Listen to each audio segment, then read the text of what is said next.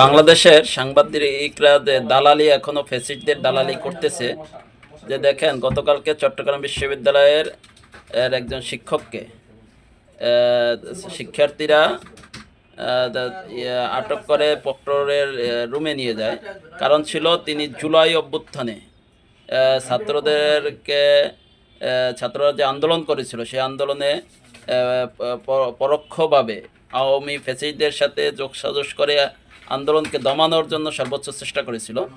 সেই ফ্যাসিস্ট স্বৈরাচার হাসিনা সরকারের দোসর এক শিক্ষককে আটক করেছে সাধারণ শিক্ষার্থীরা। সেটাকে রিপোর্ট করে একজন শিক্ষককে হেনস্থা করা হলো। কিন্তু এটা তারা একবারও উল্লেখ করলো না যেন তারা জুলাই অভ্যুত্থানে ছাত্রদের হত্যার সাথে জড়িত ছিল। তো এভাবে নিউজটাকে তারা কোন দিকে ডাইভার্ট করে দেওয়া হচ্ছে, শিক্ষক হেনস্থা।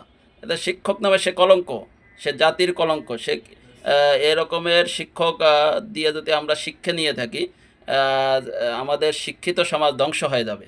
যারা হত্যাযজ্ঞ চালাতে পারে, যে সকল শিক্ষকরা এবং হত্যাযজ্ঞের ঘটনাকে প্রমোট করে, তারা শিক্ষক হতে পারে না। আমরা শিক্ষক হিসেবে তাদেরকে মানি না। এই যে যে সকল মিডিয়া নিউজ করতেছেন যে শিক্ষক হেনস্থা, তাদের এই মিডিয়া এবং সাংবাদিকদের তীব্র নিন্দা এবং প্রতিবাদ জানাচ্ছি। এবং এ সকল সাংবাদিকদেরকে কালো তালিকাভুক্ত করতে হবে এবং তাদেরকে বয়কট করতে হবে। এটাই আমাদের জনগণের দাবি এবং সাধারণ জনগণের দাবির সাথে আমি একাত্মতা প্রকাশ করতেছি।